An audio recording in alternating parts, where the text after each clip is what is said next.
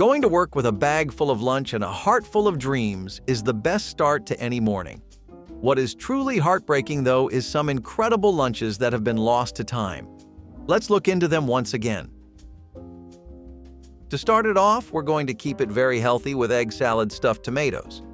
This was supposed to be a really light twist on the usual egg salad, which, as far as salads went, performed really well. Now, tomatoes aren't exactly someone's first pick when it comes to eating healthy and making your food taste good. Do they work on things like pizzas and burgers? Of course, but they're always usually a background character, even in those types of dishes. Here, though, the tomato is supposed to be the star of the show. The thing is, you're eating a tomato that's been hollowed out completely and has been stuffed with egg salad. You ever seen those jalapenos that have been emptied out and stuffed with cheese or aromatics? It's kind of like that. Why did something like this ever go out of style? Well, in today's culture of waking up half an hour before your shift because you need every bit of sleep you can possibly imagine, it just doesn't make sense to have something that's so prep work heavy as your daily lunch. The next thing we have on the list is salmon croquettes with creamed spinach. Now, on paper, this sounds like just what you would need, right? It's salmon, so there's protein. It's creamed spinach, so you definitely have a side that's jam-packed with nutrition. I mean, it seems ideal. The kind of thing you'd always want to be eating at work. For a long time in the 80s, that was how it worked too. People, particularly those working office and desk jobs, were very fond of this kind of lunch. It was also the perfect change in flavors from what people were originally used to. However, this was probably even more reliant on advanced preparation than egg salad stuffed tomatoes. That just wouldn't work with the way so many people were re-entering the workforce in the second half of the 20th century. It basically meant that your wife would have to stay at home and do kitchen duties every day, and most wives were opting to go to work instead. Labor-intensive meals like this, as a result, just didn't last in the long haul. So you might notice that this issue where you need a lot of prep work for these dishes isn't exactly a unique one. Lots of dishes share it, and even cottage cheese and pineapple bowls have the same problem. Now, this dish was something that came out around the 60s and 70s, when Americans were really into trying out new things. One of the first things they opted for was pineapple, and this was thanks to Spam, which really made the American population warm up to an otherwise chronically detested fruit. This bowl was seen as healthy, full of protein, it was cold, and it could be prepared way ahead of time. The reason this lasted as long as it did was probably because of that, though only people that were super serious about their health and diet would be bringing this kind of stuff to the office. It wouldn't make sense to ignore the perfectly convenient, cheap, and delicious deli food on the corner of your office and go for a cottage cheese and pineapple bowl. Unfortunately, while this one has the convenience factor down, it couldn't last in the long haul because tastes have just changed too much from the days where bowls like this could work. Chicken a la king and puff pastry was another little nugget of French culture and cuisine that served us pretty well. So the idea here this time was to stuff creamy chicken and mushrooms into one single pastry, and there would be lots of these individual pastries, each stuffed to the brim. By now, we're talking about somewhere along the 70s. America's always been a big fan of cream. There's really no denying that, but I would say that we've warmed up to mushrooms a lot more than we used to.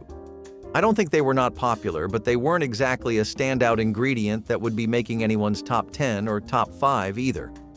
Americans were changing their palates regarding mushrooms thanks to two things, though. One, they had built up a fondness for it thanks to how many Americans, especially ones living on the edges of urban hubs, relied on foraging wild mushrooms. Two, things like cream soups, such as cream of mushroom soups, were already making the pairing of cream and mushrooms popular. This take on puff pastry wasn't exactly a long shot, since the stage was pretty much mostly set. However, I think most people have opted for things like sandwiches and ordering takeout at lunch now, or just getting a coffee. Work culture's really changed, and having a full-fledged meal during your 15-minute break isn't the most appealing option to a lot of people nowadays. Now, speaking of retro, tuna jelly salad was a really vintage recipe that started coming into the spotlight around the 60s. This was the time when jello and gelatin mold-based dishes were getting really popular. The idea was to use the gelatin mold to encase the tuna with a typical salad dressing, and it really worked back then. I'm not exactly sure how people would react to it now, since I think the idea of a tuna and gelatin crossover is a bit too bold for a lot of people's palates. I could always be wrong though, so you tell me, dear viewer. Would you take a tuna jelly salad to work? Or would you just make a quick run for the nearest Wendy's? I wouldn't blame you at all if you picked the second one. The idea behind salads like these was to throw a spin on an otherwise really boring format of cooking. Salads were okay, but they were never something Americans preferred with their whole hearts. Nowadays, that opinion really started to become public sentiment. Plus, as I was previously talking about, most people would opt for Starbucks now. And I'll tell you this right now, tuna, jello, and caffeine do not go together. So, like I was just telling you, Spam used to be the next big thing, and for good reason too. We had things like Spam and cheese roll-ups. A typical 70s office lunch would look like slices of Spam that had been rolled up with mustard and cheese. Now, these could either be grilled to enhance the smokiness of the Spam and make it contrast nicer with the pineapple, or you could bake it so that the cheese would melt and the mustard would mix in with it better for an overall more well-rounded flavor. All things considered, this was on the right track. It was quick, it was tasty, it was healthy, and it was also what people needed during a time where re-entering the workforce was really hard and put a lot of people out of their usual routines. The thing is, America is known for fickle trends. We'll like something one day, swear by it the next, and forget it halfway into the night. Spam and cheese roll-ups were good, but they took a sideline and started being party food more than a work lunch. On the other hand, stuffed bell peppers were an American classic, especially in places like the South. The idea was really similar to the egg-stuffed salad tomatoes I was talking about. Even then, I told you how it's more or less like these bell peppers. The idea here this time was to hollow these peppers out and fill them in with things like rice, tomato sauce, and ground meat. They were also the perfect thing to take to work because you could carry them in just about anything.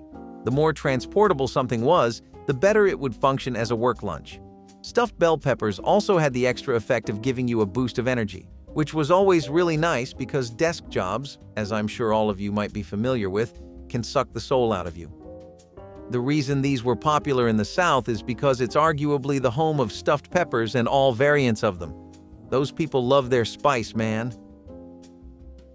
The phrase mock crab salad sandwich might invoke images of cheap sandwiches that were built to just look like a crab sandwich, but if I've earned your trust at all so far, then keep an open mind because this is actually a wonderful example of American ingenuity.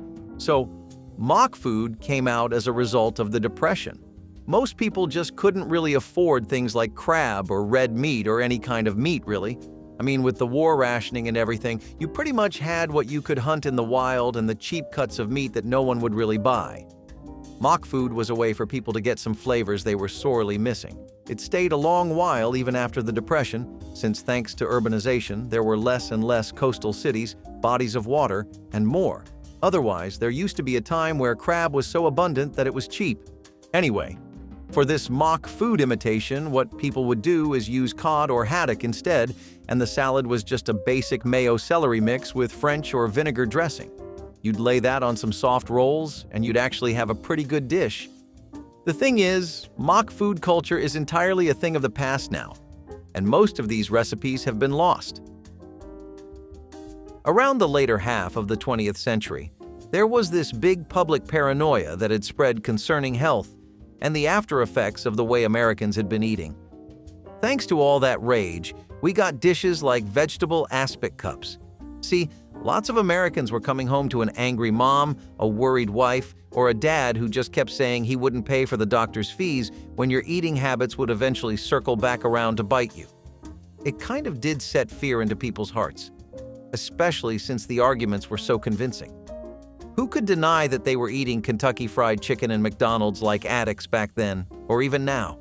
That's why there was this newfound room for fusion food or experimental recipes like vegetable aspic cups.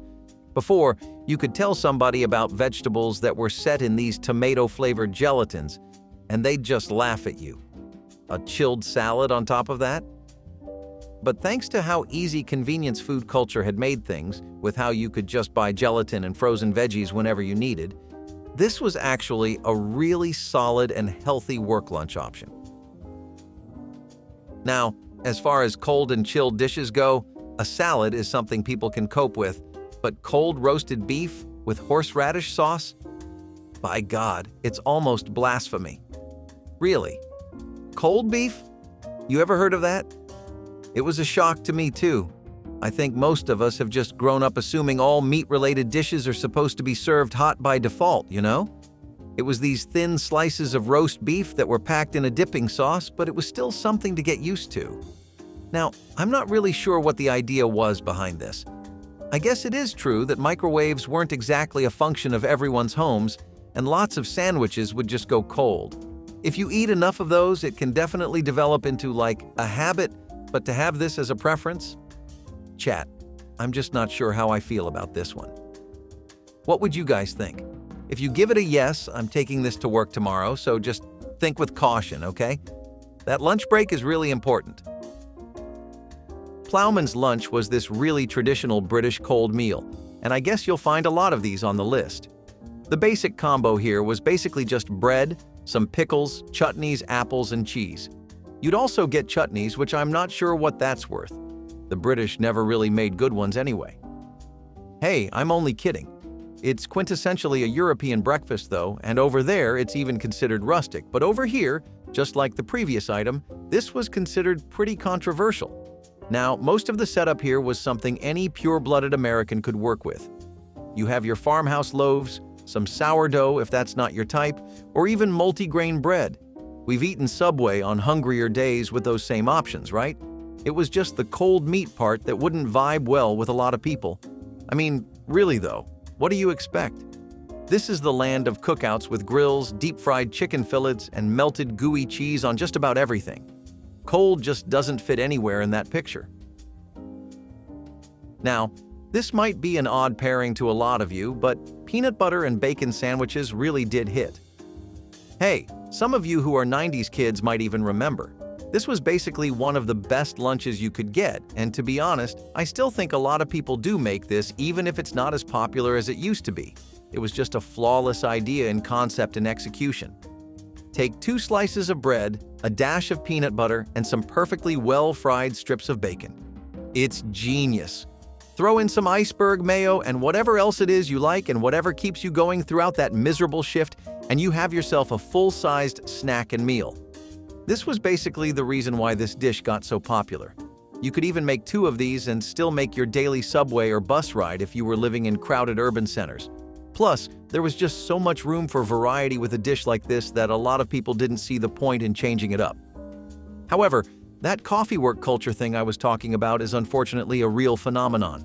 Somewhere along the line, people really started to abandon the idea of having a solid meal at all for lunch, and I think you only see older workers who were raised in the 20th century still having things like this.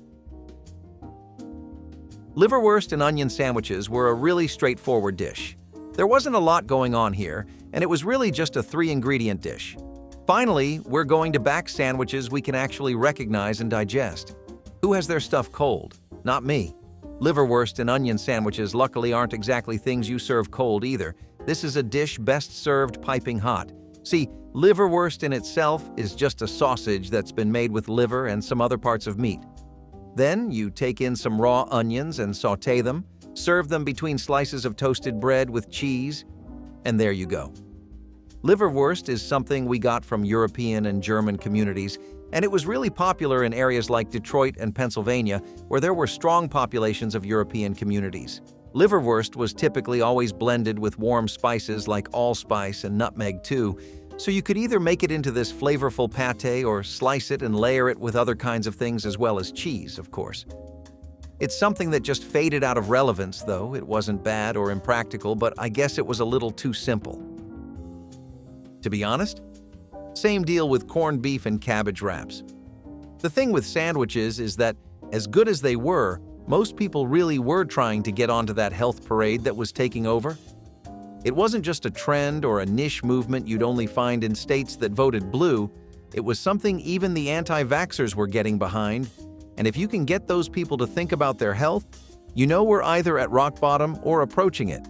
Corned beef and cabbage wraps were supposed to be familiar ground, while also being healthy enough that you could eat them every day. Plus, lots of people had grown pretty accustomed to eating cabbage thanks to victory gardens, which were just makeshift gardens you would have in your backyard during the Depression and grow crops out of. These were actually really good too, and with canned corned beef becoming a widespread item in most stores, it was only easier to make at home. Even someone who couldn't cook could just make and assemble this on their own. Lettuce cups and shrimp salads were pretty funny. I mean, not exactly funny, but interesting. The assembly was something you would need skill for, though, which isn't at all similar to things like peanut butter and bacon sandwiches or corned beef and cabbage wraps. Leaves had to be carefully plucked from the head of the lettuce, and these would end up forming the shape of the cups. You would then spoon the cups with fillings, which were typically things like spices, vegetables, and stir-fried ground meat, but this instance of the dish has shrimp salad instead. Why was something like this popular? Well, besides a lot of influence from Asian culture, such as Thai and Chinese wraps, they were just easy. I mean, sure, you had to get used to making a lettuce cup, but that wasn't really the hardest thing to do. What was absolutely outstanding about these was the presentation. The sheer visual appeal that this dish had wasn't something you could ever compete with, honestly. I mean, a flowery-looking cup made out of lettuce leaves? That's artistic. Plus, the vibrant and colorful fillings inside would just make it pop off even more. As far as food goes, this one was definitely a slay. Once you did get one made, then you would simply have to prepare it by heating it up. They weren't really as good for lunch at work as they were for finger foods and a pretty-looking side or appetizer at a party, though. Bologna and cheese stackers were pretty much the ideal American breakfast, something that carried the spirit of our nation as well as all the flavors we've grown to love. Sliced bologna would be layered with cheese from the finest wheels in all of the United States of America. It would be packed in wax paper too, which was a funny little trick, but I'll explain why it was so popular. See, the thing about wax paper is that it traps moisture and flavor in, and that means your stackers stay perfectly fine just the way they were after you first made them. Bologna was always something we've had a deep appreciation for, and this stacker variant just proved that no matter how much the landscape of American cuisine changes, some habits die hard, and some just don't die at all. Not only was it just a good thing to eat before or after work, it was the perfect lunch to carry in a box with you. Plus, by the end of the 20th century, most offices had microwaves too, and you could always just find slices of bologna for cheap at most convenience stores. It was this kind of low-effort, easy-to-source and assemble style of cooking that would overtake America soon enough, and I think that's a part of why a lot of us prefer a latte instead of a sandwich now, ironically enough. Cold fried chicken wasn't exactly what the name makes it sound like. You can't really cold fry something, obviously, but what you can do is serve fried chicken that's been chilled, or fried chicken that's at least at room temperature. See, this was something that got popular at picnics, and it was a way for people to get rid of leftovers when they didn't have microwaves. As you might know, fried chicken tends to lose a lot of its charm when you just warm it up on a pan and stove. Now, I'm no one to judge, but that's just not how you do it. Naturally, though, if you don't have a microwave, that's where your head would go, and a lot of people just didn't back then. So, what's the next step? Do we bite the bullet and eat that delicious fried chicken cold or at room temperature? Or do we warm it up and lose a lot of the bang for buck value that comes with a 3-piece combo for like $2 or $3? Most people stuck with the first option. Cold fried chicken would also be good as a work lunch because it was an easy way to get rid of your leftovers if you didn't feel like eating it at home, plus it was super quick. Just grab the fried chicken, box it, and go. You had your work lunch for that day sorted. It caught on a lot more than you'd think, really. Pickled beet and goat cheese sandwiches were like pretty much the same thing as a lot of the recipes from the Depression era that you see persisting beyond the 50s. There's something that people back then acquired a taste for, but this combo really brought out the best of them too. Chèvre, or as we know it, goat cheese, was something that was actually not too popular in America though. It was something that French, Spanish, and Italian immigrants popularized, but it was something that was originally first introduced in America by European settlers. For most of the 17th and 18th centuries, it was a niche thing. Not exactly the main character or a big part of the B-plot, but it was a good extra in the background, sometimes the foreground, know what I mean? Lots of small-scale farming and goat dairy farms did start to open up in places like Wisconsin, Oregon, California, and Vermont, and when the health scares started, the government only started pushing things like goat's cheese more. It wasn't a big stretch to move towards sandwiches then, and the beet and goat cheese combo was already something that worked. In today's day and age, this sandwich just isn't flashy, substantial, or tasty enough to last, though. But some people still keep it as a vegan-friendly option. Turkey and cranberry sandwiches are a bit of a hit or miss, depending on the kind of stuff you prefer. But throughout Thanksgiving, you'd basically see people bringing nothing else but this. Why? Well, I know that you all know cranberries and cranberry jams, sauces, and desserts get really popular around Thanksgiving. But have you ever wondered why? Spoiler alert, it's not just tradition. See, across the Appalachians to California, throughout Wisconsin and Northern America, cranberries have been one of the few things that were always indigenous to our country. That's why we abuse them to the moon and back, you know? Then you throw in canned cranberries and convenience stores popping up in every neighborhood. And well, you start to see how people end up with so many leftovers. Turkey and cranberry sandwiches would be made so often to dispose of leftover cranberries that it wouldn't be uncommon to see pretty much everyone at work pulling up with one of these, though that did mean they got old really fast. Probably why nobody brings them anymore, to be honest. Macaroni salad with ham cubes is a really nostalgic one. If you look at it from the lens of what was popular in the era at the time, then yeah, sure, macaroni salads were a perfect middle ground between healthier, leaner bowls of salads and the typical macaroni and cheese meals we were all used to. People thought they had to get started somewhere, and well, why not get it going with something you know you can stand? If you look at it historically, then macaroni salad actually goes all the way back to European dishes like pasta fredda, and in the early 20th century, let's say around the 20s and 30s, it was a really popular meal to have as a side dish. During the Depression, it became a staple because you could make so much of it in large batches and still get everyone fed and taken care of. Now, in the war era, the rise of convenience foods meant that mayonnaise and macaroni were getting even more popular and accessible than ever before. It was only natural that people would start adopting macaroni salads, but they needed something to go with it. Some oomph, you know? That definitely came from the smokiness of the ham cubes, which honestly bounced really well off of the macaroni. This salad was a typical lunch in factories, offices, and just about any kind of labor-intensive job you could imagine. It's just a bit sad that people have gone back to Kraft's mac and cheese boxes now, though. Cold pork pie was weird. It was supposed to be this British savory pastry that was probably the only dish best served cold after Revenge, but I think it fell short on a lot of fronts. First, let's start with what constitutes a cold pork pie. This frigidly cold piece of British culture comes fully equipped with American favorites like lard, chopped or ground pork, nutmeg, mace, and lots of other stuffings. Plus, you know how people start experimenting with food and adding their own twists and turns wherever they can, no matter what. Who really sticks to tradition when you have like 5 different kinds of cheese to try? Anyway, while all of that sounds pretty good, fun, and a perfect environment for some serious brainstorming with what you can do with a pork pie, it was the savory jelly and cold aspect of it that kind of didn't stick too well. After the baking, you were supposed to pour a savory jelly made out of pork stock into the pie through a pretty tiny hole in the crust.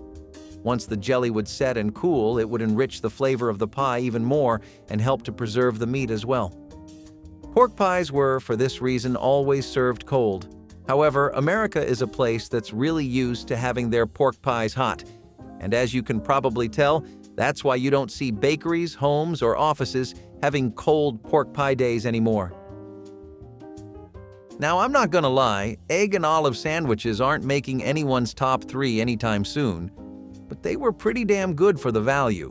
I mean, a proper sandwich that's healthy, easy to carry, takes no work at all, and is cheap. That's just a good deal, and the kind of deal that you start compromising on your standards for just a tiny bit. I'm not exactly sure why this ever fell out of favor with people. I think maybe we just moved on from olives, or the specific combination of eggs and olives. Either way, this was one of the most common things to bring. Interestingly enough, though, depending on your neighborhood, office, and job, that would be completely untrue.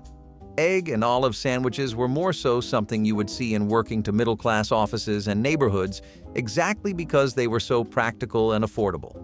You could throw a slice of cheese in there and some leftover ham, and you would pretty much be set for the rest of the shift. However, having that many fried eggs daily wasn't a good idea either. People would keep this in rotation around like 2 or 3 times in a day. As far as work lunches go, I can't lie. I think you can do better than cold potato and sausage salad. It's not really the worst thing to get in the world, but it's not something I want for my dear viewers. Just picture it yourself. You're at work, there's already an unnecessary scheduled HR meeting, someone's missing their shift, and your boss wants you to cover, and on top of all that, you open up your lunch only to find a perfectly below room temperature salad of, let's see, potatoes and sausages. I wouldn't blame you if you just skipped that entirely, went downstairs and got yourself a granola bar. Really. At least that fuels you, you know?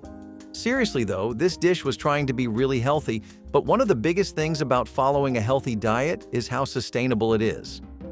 Unfortunately for everyone, flavor is a big part of that, because it's the same with your work, you know?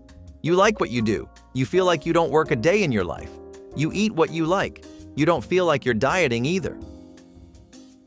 Fish finger sandwiches started off as being wonderful party food and a pretty reasonable meal to go for at diners, but they ended up being something that was also a dish people wanted more of in their daily routines. Some tartar sauce, a fried fish, and 2 slices of bread have never done anyone wrong. It's something you can rely on, and it's a perfect intersection between convenient, unfamiliar, and healthy. Lots of people that were trying to take care of their diet, cut out a bit of their usual sources of protein, and just eat a bit more organic would opt for sandwiches like this. I think if you ever really want to make something pop off in America, you just put it in a sandwich, because that at least guarantees that everyone will try it, you know? Fish finger sandwiches are sometimes a recipe that people say we got from European culture, but it's something I think fishermen have been living off of forever. So not only is this a dish you would see in a tech labyrinth, otherwise known as offices, you would also just see fishermen and dock workers eating these after a hard day's work. It would put some pep in your step, and that's never really something people can have too much of. I think that now sandwiches have become more advanced since accessibility has only gone up with the amount of frozen foods we have now, so these probably have taken a bit of a back seat. Rice salad with curry dressing is probably the epitome of the whole health consciousness movement that dominated so much of the second half of the 90s. Rice salad with curry dressing would also often be made with much healthier ingredients than what people were used to, such as brown rice, quinoa, and more. Bell peppers, cucumbers, and spinach were also popular ingredients to throw in there. To be honest, it's a bit like a chicken katsu curry rice bowl, but without the katsu curry or the fried chicken fillets. This was something we took inspiration from a lot of different cultures from. One of the most popular ones was the Mediterranean version, which really emphasized the use of olives. But people also tried spicier Spanish recipes or more tame and flavorful Italian ones. There were all kinds of ways to have your rice salad, but it was dishes like these that set the stage for curries to become a main, trendy food in America. Once something starts being a work lunch, you know it's made it to the big leagues. It summarizes a lot of what was going on in the 90s too. A push for more healthier food, a strong desire for transportable, easier-to-make recipes, and a fusion of different cultures, recipes, and ideas to basically create uncharted territory. Its golden days from the 20th century aren't something we have anymore, but it's still a knockout option to go for if you're trying to switch your lunch up a little. I don't need to tell you about how much America and the West in general love rice pudding. It's been something that's helped rural and urban populations get through some disastrously tough times, as well as a warm memory from childhood for a lot of people. One variation of the classic rice pudding was a Swedish rice ring, which would mostly be served at Christmas or a family get-together, but it eventually extended into daily use too. The dish first started off as something you'd only find in Scandinavian communities, and they'd really make heaps of the stuff.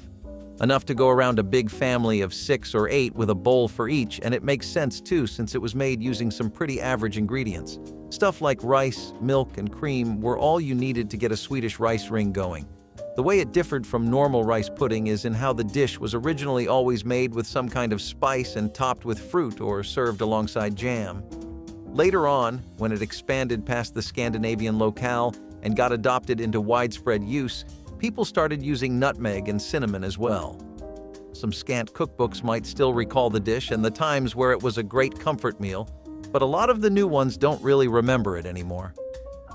If you've ever walked the streets of downtown New York, I'm sure you're familiar with the infamous pastrami on rye. If your grandma's from the Big Apple, chances are her recipe is highly regarded. This sandwich became a staple in Jewish delis in the late 19th and early 20th centuries, thanks to Eastern European immigrants. This one just featured an old-fashioned slice of pastrami on rye bread and a dollop of mustard. Grandma knew that when it came to sandwiches, sometimes less is more, and pastrami on rye is the perfect example of that. But hey, don't forget no pastrami on rye is complete without a pickle on the side. The tartness of a dill pickle or the sweetness of a bread and butter pickle is the perfect contrast to the savory pastrami. Spam and pineapple sandwiches capture a uniquely American taste for sweet and savory combinations that soared in popularity during World War II. Introduced to the American military in 1937, Spam became a staple in many households. The recipe for Spam and pineapple sandwiches represents the culinary influence of Hawaii on the mainland, which intensified after Hawaii became a state in 1959. The sandwich features crispy slices of fried Spam paired with sweet, slightly charred pineapple rings, nestled between slices of toasted bread. This blend of salty meat with the caramelized sweetness of pineapple provides a delightful contrast in flavors. Optionally dressed with mayonnaise or a slice of cheese, these sandwiches reflect a significant Hawaiian influence on mainland American cuisine, particularly during the 1950s when Hawaiian culture gained widespread appeal. The result is a dish that marries diverse culinary traditions in a uniquely satisfying way. Croque madams involve layers of melted cheese smothered between freshly baked, crisp white bread. And to top it all off, there's an intense, smoky flavor from the ham. The best part about it is that it takes minutes to make, and it was one of the more fancy dishes that people would create when they were feeling like having a bit of an extravagant dinner. Everyone deserves to treat themselves sometimes, but for home chefs, especially grandparents, the biggest treat is often just seeing everyone eat up every last bite of what they've made. That was never a problem if croque madams were the dish being served, because nobody could resist this classic American sandwich that did more than its fair share of justice to ham. Poached or lightly fried eggs as a topping also made it work a lot better. And by the way, they are called croque madams because the poached eggs seem to resemble women's luxury hats in the 90s. Speaking of those times, another really good source of protein was catfish, and one of the best ways to have it was fried catfish with hush puppies. This is again something that'll take us right to the heart of Southern cooking if we eat it. Along those rural places near rivers, lakes, ponds, and other bodies of water where you could find fresh catfish in abundance. Hush puppies were something made with fried cornmeal batter and were a popular dish to give to soldiers during the Civil War, so all in all, this dish was really light money-wise.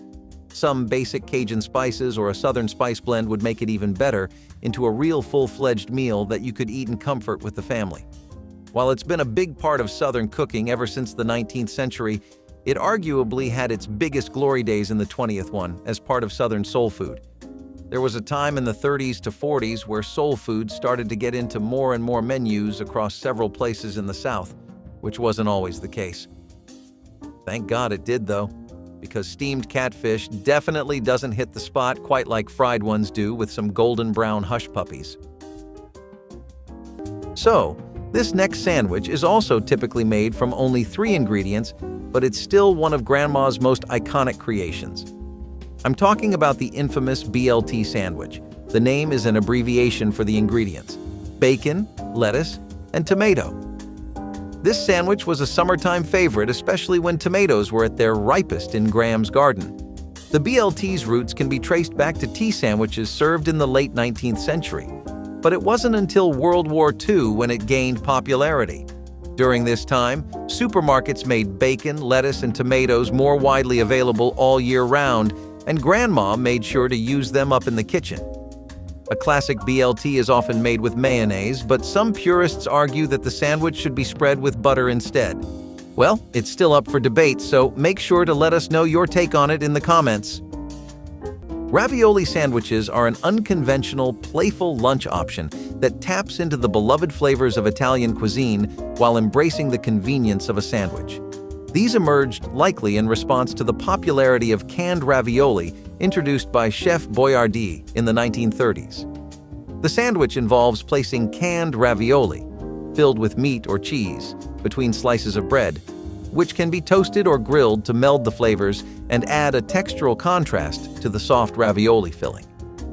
Known in some places as Italian sloppy joes or ravioli hero, these sandwiches gained a following among budget-conscious college students and anyone appreciating the melding of comforting Italian flavors with the easy handheld format of a sandwich.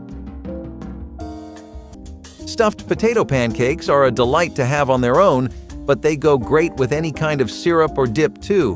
And if you had grandkids coming over and did not know what to make, this was a surefire bet. Potatoes have always been a massive staple of American cuisine and culture, partly because they form the basis of many simple, affordable dishes.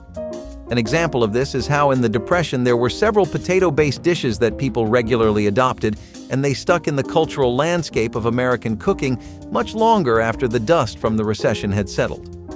In states like Ohio, Oregon, and Idaho, it is still common to see potato-centered dishes taking the #1 spot.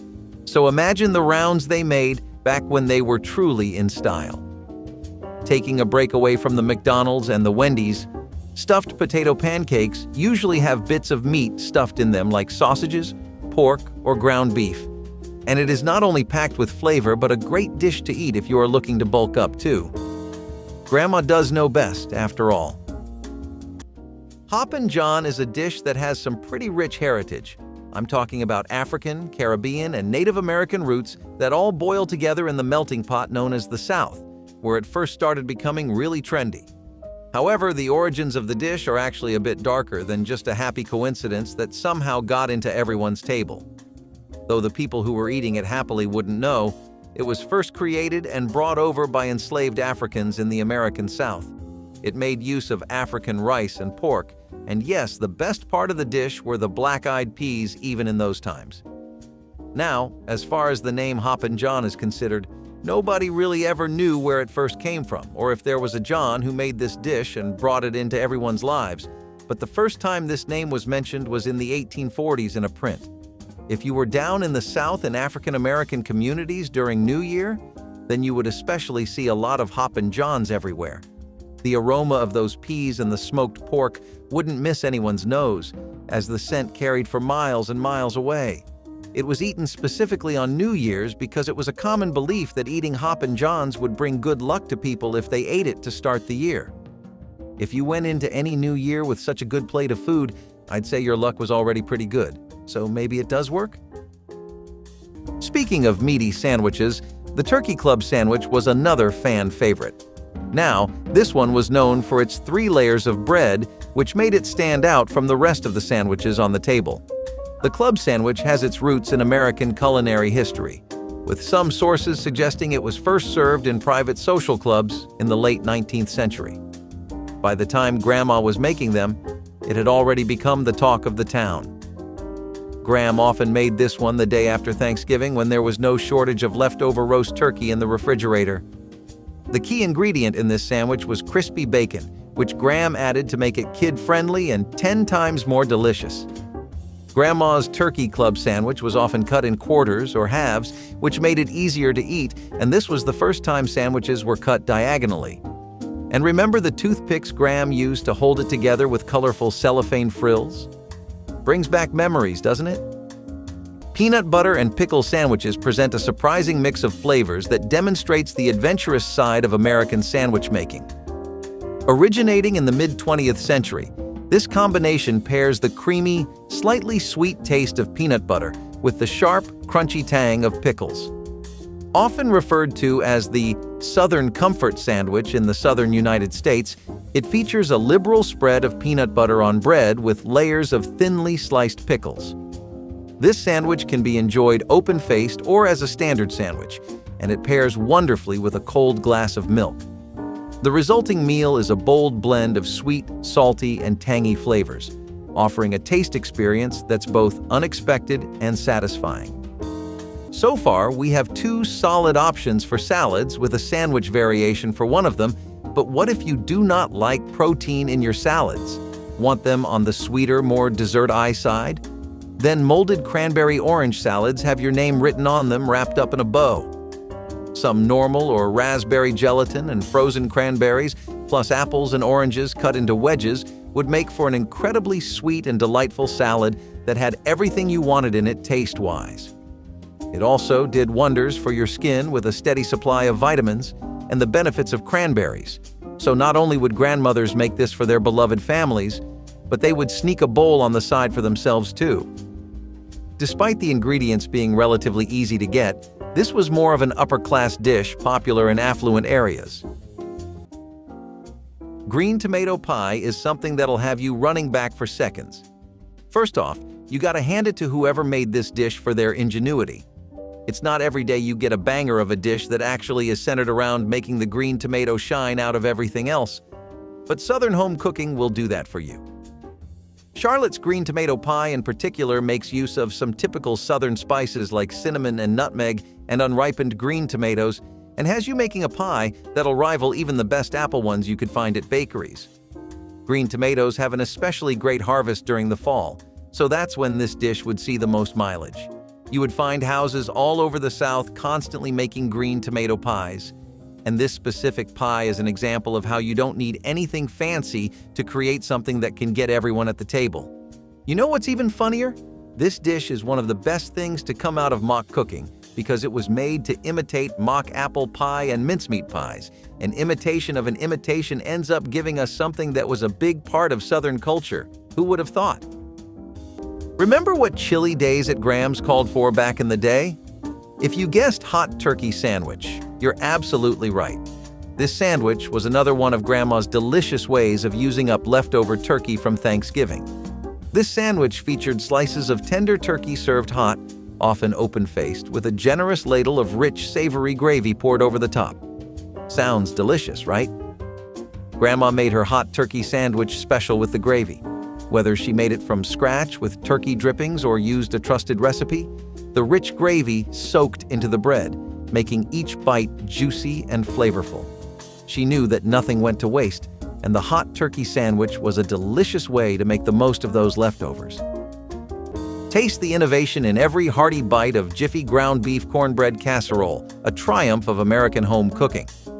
Rising to popularity in the mid-20th century, this casserole marries seasoned ground beef with the simplicity of Jiffy cornbread mix, a product that became a staple in American kitchens following its introduction in the 1930s by the Chelsea Milling Company. The preparation involves browning ground beef with onions, garlic, and a medley of spices, then layering it in a baking dish, topping it with a batter made from the iconic cornbread mix. Once baked, the casserole presents a delightful contrast of flavors and textures, with golden cornbread capping a juicy, flavorful beef base. It became a favored choice for an easy and satisfying meal, perfectly blending ease of preparation with hearty flavors. This sandwich would go great with some fresh fruit fluff salad, which was perfect for all kinds of occasions. Casual brunches, bridal showers, birthdays, and holiday gatherings all felt a little incomplete in the northern areas of America without this fruit fluff salad. It was a pretty good summer dish, and it had an assortment of fruits that worked well and bounced off of each other's textures and tastes. Stuff like a creamy lemon base supplemented with fresh strawberries or blueberries was a typical standard for a fresh fruit fluff salad, but you could also get tropical with kiwis and pineapples. A lot of things worked, and the reason it goes great with a croque madame is because ham was usually used as a topping for this dish too, so it was a great pairing. Now here's something that started out in the bleakest of times but quickly became a sensation throughout America even after the Great Depression ended. You can't ever beat a fried Bologna sandwich. I don't care what uptown neighborhood and what fancy restaurant you've been to. Something about that mix of Bologna with cheese, mayo, and sometimes even bacon and sausages is unbeatable. It was something that was incredibly beloved by the public right after the Second World War ended, and the Midwest in particular couldn't really ever get enough of it. Diners, homes, rural areas, local breakfast joints, everyone was serving an affordable fried Bologna sandwich. It was something you could rely on to both satisfy your taste buds, get you a healthy dose of protein, and not break your wallet if you had it daily, which was really asking for a lot in those times. Deli classics have always been Graham's specialty, and the corned beef sandwich was no exception. This one started out as a nod to the traditions of Eastern European cuisine and became popular in the United States in the early 20th century. In case you're wondering about the name, corned beef comes from the curing process. Corned refers to the large grains of salt that are used to preserve the meat. This was a pretty simple beef sandwich with a hint of mustard, but its taste really spoke for itself. And it even made its way into pop culture by being frequently featured in TV shows, movies, etc. For example, in the film The Godfather, there's a memorable scene where a character is shown eating a corned beef sandwich. If you've seen the movie, I'm sure you remember it. Take a bite into the past with bologna boats, a fun and inventive lunchtime creation from mid-20th century America. These unique creations start with slices of bologna, heated and shaped into whimsical boat-like forms, then filled with a hearty helping of creamy mashed potatoes, gooey melted cheese, or savory baked beans. School cafeterias were particularly fond of serving these as a fun, kid-friendly option. The versatility of bologna boats is notable, with some versions including macaroni and cheese or even chili for those seeking something more substantial. They emerged as a clever way to utilize common pantry staples creatively, providing a budget-friendly meal solution during times when stretching the grocery budget was necessary. Another wonderful appetizer was broiled Parmesan tomatoes, which were ready in about half an hour and were the ideal sidekick for some boiled or fluffy eggs alongside biscuits. Fresh, ripe summer tomatoes, filled with concentrated flavor, topped with an olive oil spray and kosher salt, sound like a really good time, not to mention the main selling point. The Parmesan cheese added so much flavor and style to this that it became a trending option in the mid-90s and was a frequent sight in many cookbooks in the States, especially those aimed at housewives and home chefs. Many of Grandma's broiled Parmesan tomato recipes are available online, showing how they have stood the test of time and continue to be passed down within families. Brown betties were one of the most classic American desserts to ever grace the table of an American kid. Something that might be seen as an old-fashioned dessert now, but used to be the next best thing after an apple pie. The flavors of a brown betty usually come from the spiced apples and other fruit-layered dishes, which are really buttery. The sugary breadcrumbs on top give it a crunch, which really adds to the entire vibe of the brown betty. You're looking for a warm, comforting dish that gets you in a nostalgic mood. Something you can sit down with and enjoy bite for bite, not rush through. It's an experience that you want to savor, like an empty, windy street as you walk down by and enjoy it. The brown betty was definitely something that would get you up out into the street, whether you were going to visit your grandma's for an authentic pie or a nearby bakery to reminisce about childhood days. The earliest recipes you can find are the ones from 1866, but those are more like apple betties than the ones we're talking about. Either way, this dish has definitely evolved alongside the population, and those who grew up with it will remember it fondly. If there's one sandwich you can never go wrong with, it's the old-fashioned grilled cheese sandwich. This one is the epitome of comfort food, and Grandma's version was a childhood favorite. Even the pickiest eaters used to beg for this one. So this one became popular during the Great Depression era, when we had to make do with three of the most common ingredients in our pantries: bread, cheese, and butter. Now, some of us used to get creative with our grilled cheese by adding extras like sliced tomatoes, ham, bacon, or even pickles. But this one was best enjoyed simple and plain. Oh, and let's not forget, it tastes even better when paired with a warm bowl of tomato soup. Before burgers and fries, grilled cheese and tomato soup used to be the ultimate food combo of our dreams. The best part? Most cheese sandwiches are vegetarian and can easily be made vegan by adjusting the type of cheese and oil. Are you a big fan of deli food? Deli meats, sandwiches, loaves, that kind of thing?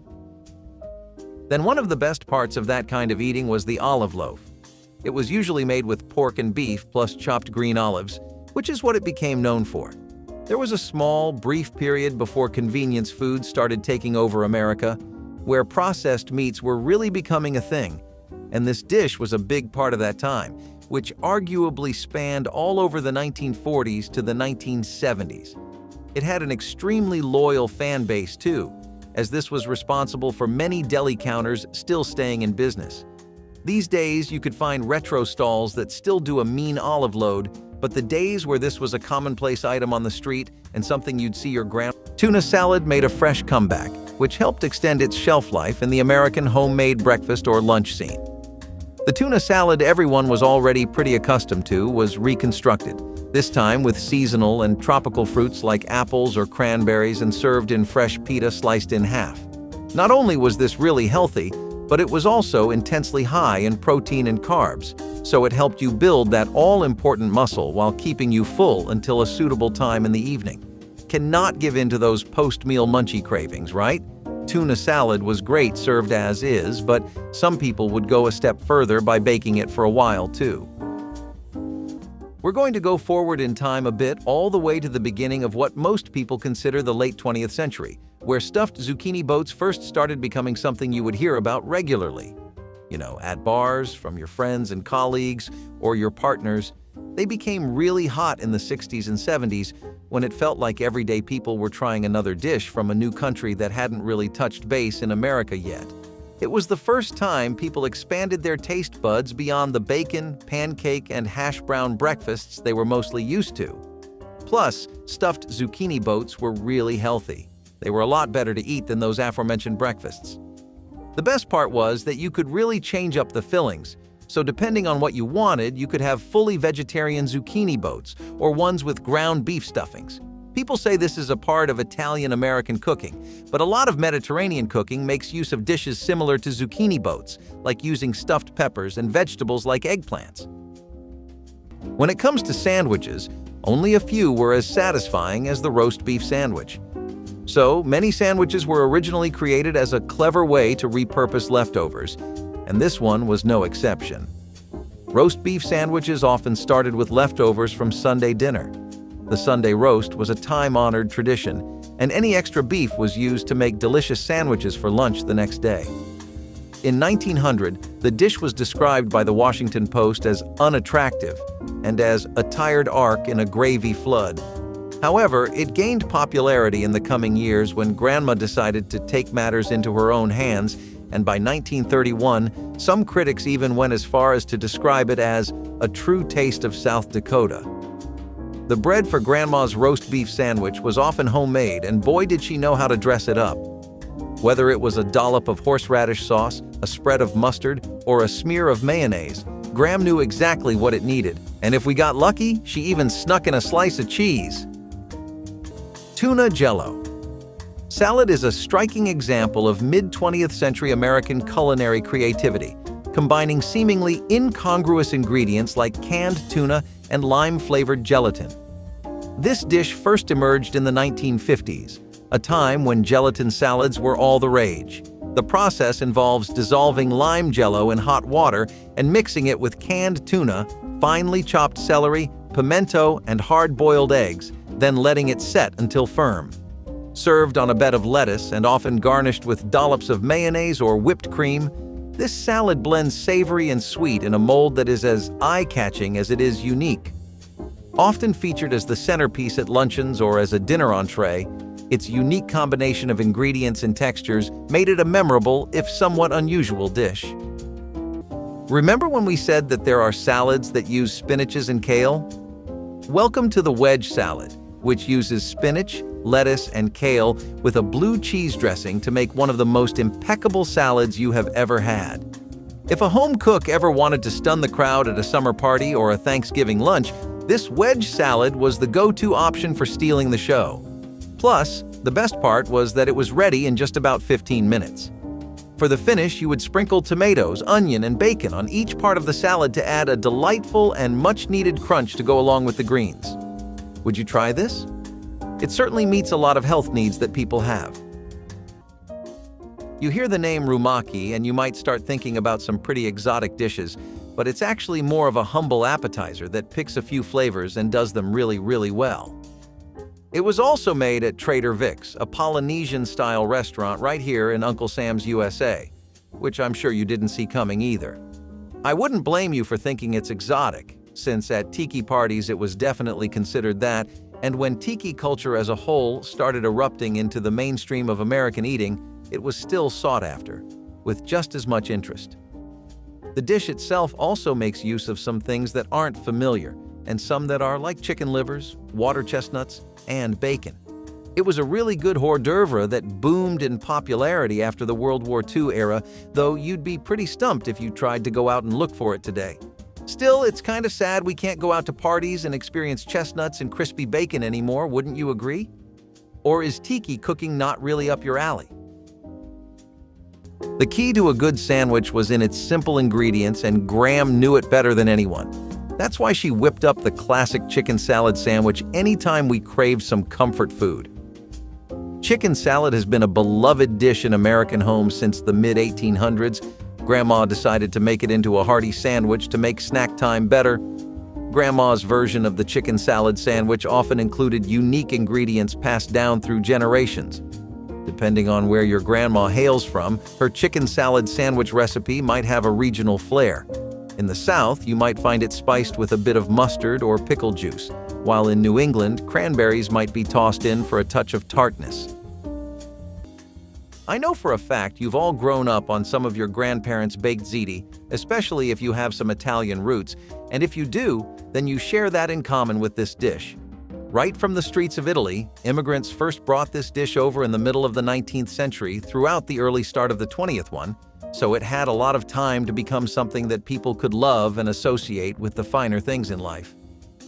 People had a lot of time by the mid-20th century to try this dish, and plenty of families had passed their own secret baked ziti recipes down.